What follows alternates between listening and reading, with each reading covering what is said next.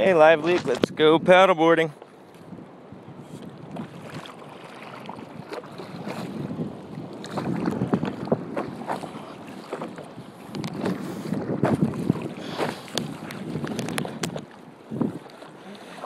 Usually I'll go about 2 to 3 miles offshore. Today's a perfect day. There's very low wind. For the past 3 months we've had tons of wind, and so I haven't been able to paddleboard like I used to, because unless you're going with the wind, you're not going anywhere, because your body becomes a sail. You know, the wind will push you around when you're trying to fight against it and just make you go in circles. So today's a day where there's little to no wind. There's been whale sightings. Unfortunately, I can't zoom in with this camera to get any of that, but we might see some turtles while we're out here. I'll see some whales. Unless they're jumping and making big splashes, the camera won't really register it because it's not very sunny out today. But this is what it's like to paddleboard. It's just me out here in the ocean. Got my board, my paddle, the shoreline behind me. Those were the rocks I was at yesterday. There's the surf lineup. Those are the other surfers. And we got a wave coming in, we got to set. So I got to paddle past it so it doesn't break on me. So this is what I do for fun. This is my exercise. It's a very good workout. It works your core, works your legs, works your arms. You don't need a gym membership, you just need a paddle and a board. And the longest I've gone is 20 miles.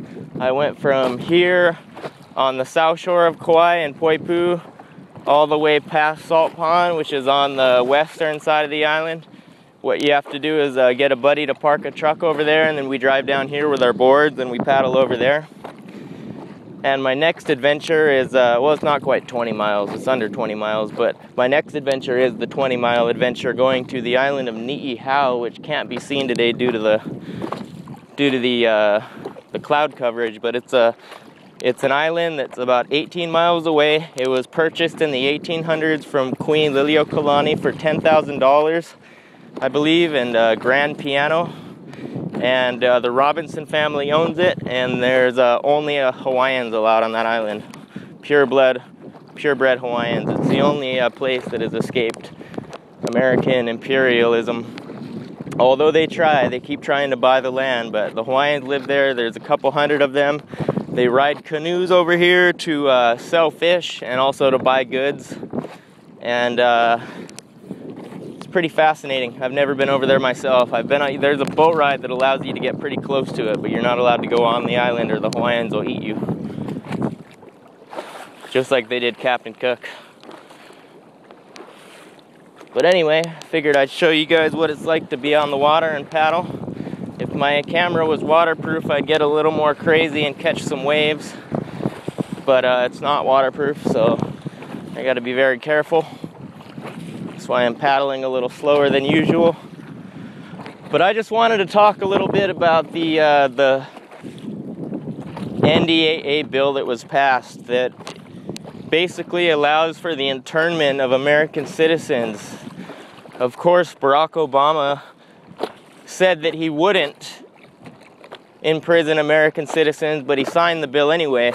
The reason why he threatened to veto the bill was because the language pertaining to indefinite detention of American citizens was not in the bill. He threatened to veto until that legislation was put in the bill. So for the folks that think that Obama vetoed it for another reason, or threatened to veto it, it was because the language pertaining to indefinite detention was not included. So it was his administration and his lawyers that were pushing for the indefinite detention of American citizens. And it doesn't scare me. I don't do anything wrong. I'm a law-abiding citizen, but what it does is it sets a precedent for this to be taken advantage of, and it will be. They don't sign these laws for no reason.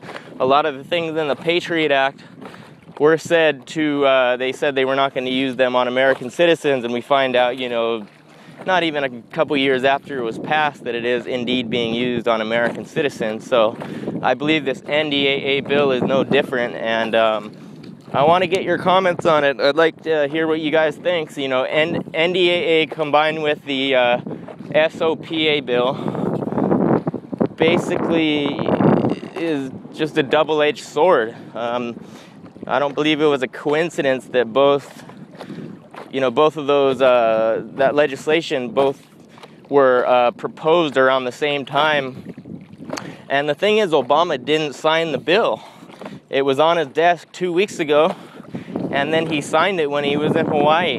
He's in Hawaii right now, on the neighbor island. Thank God he's not here because of the traffic and all the trouble he causes with his motorcade and his security detail. But I just wanted to talk to you guys a little bit about that. How do you feel? Do you feel threatened? Do you feel like the bill could affect you? Do you feel that it could affect people that are,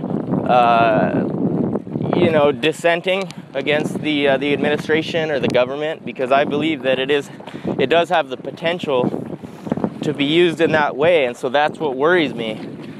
You know, the other day I went to the New Year's concert and I posted video of Sashaman and the Paddleboard Boys and the other Revival, the other bands that played there. You know, under SOPA, I could be fined or imprisoned or have my channel shut down. And then in combination with that, we have NDAA, which says that they can indefinitely detain citizens. And what I like to think about, you know, I like to do a comparison. I'm no fan of George Bush, and I never was, but what if George Bush tried to pass a legislation like that? What if he tried to say, we're going to detain citizens with no judge, no jury, no trial, basically just disappearing suspects to black sites like we do in Syria and, you know, other Middle Eastern countries. People just disappear, and that's basically the language that's been introduced into law in America. And so I find that disturbing on many levels, and I'm surprised that more people aren't speaking out about it. I've been paying attention to the Republican debate. It's all a show. It's all a joke. It's all a scam. It's all an act. But I like to pay attention to what the zombies are listening to, the people that are in the trance that have been programmed by television. I like to see what they're getting fed, and it's hilarious. You know, I've looked at all the candidates, and I've never been a Ron Paul supporter per se, but, you know, he says a lot of things that make sense. He's a fiscal conservative. He's, you know, been in Congress for, 30 years? And sure, his foreign policy sounds like it's got some holes in it, but, you know, just like Obama promised a bunch of foreign policy changes, once he gets into office, nothing really changes. So I'm not really worried about his stance on Iran, because our military and our CIA pretty much handles all that without the president's approval, more or less. The president's just a puppet. So I believe Ron Paul is the only person that could get our country back on track. And that's not coming from a Ron Paul supporter. I don't have any t-shirts or stickers, but I've just been looking into it lately, and it occurred to me that, you know, Newt Gingrich is basically the Republican version of Obama. Perry's the Republican version of Obama.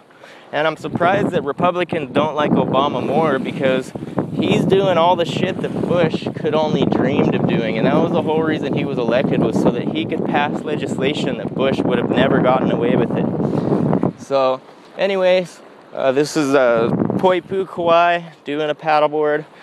Give me your thoughts on the upcoming election, what you think of the NDAA bill, what you think of the SOPA bill, how you think they may be used together in tandem to prosecute, or, well, no, there won't even be any prosecution, to just throw the key away, throw citizens away that are Americans that really haven't done anything wrong. And like I was saying earlier, I posted video of Sashaman and the other people that were playing at the concert the other night, and yeah, I guess that qualifies me for violating a law now, even though those bands were perfectly fine with me filming. I even asked beforehand. So give me your thoughts, guys, and have a happy new year.